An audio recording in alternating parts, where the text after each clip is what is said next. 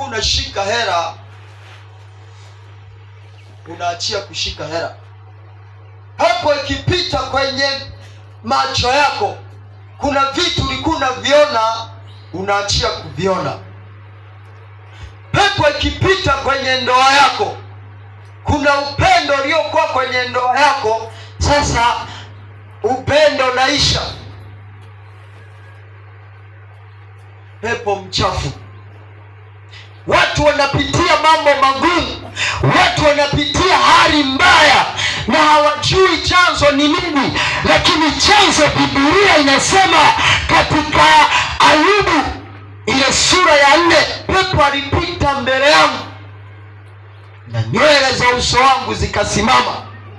Kuna vitu vimesimama kwenye maisha yako, ni kwa sababu kuna pepo. Lakini leo ninakupa habari njema, wewe unanipata dakika hii, katika Mathayo ile sura ya 30, ile sura ya 9 na mstari wa 32, Biblia inasema, kuna mtu anaweza akasoma huku? Tumeona ni katika Ayubu,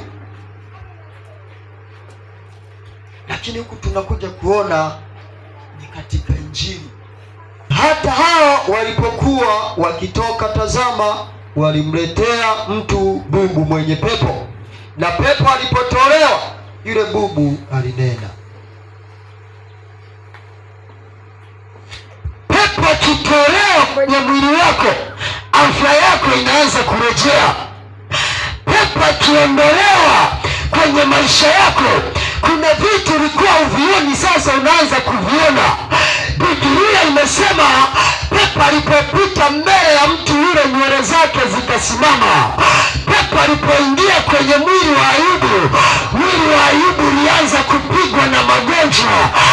Pepo alipoingia kwenye maisha ya Ayubu, Ayubu alianza kuharibikiwa.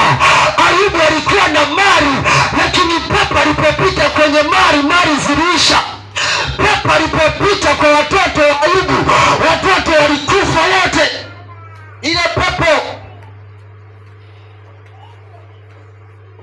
Ayubu alikuwa ni tajiri, Biblia inasema, lakini pepo alipopita mbele ya utajiri wake, utajiri uliisha. Sasa unahitaji Yesu tu. Ndio nakwambia leo, unaweza kuwa nayasema haya, lakini hakuna hata moja ambalo uko nalo wewe. Kama ni magonjwa, wewe uko vizuri. Kama ni ndoa, iko vizuri. Sijui biashara inaenda vizuri. Lakini Biblia inasema Ayubu alikuwa ni tajiri, alikuwa ni mwenye mali, alikuwa na ng'ombe wengi, alikuwa na punda, alikuwa na ngamia, lakini pepo ilipopita tu kwenye mali zake, kila kitu kilikuwa kinaisha.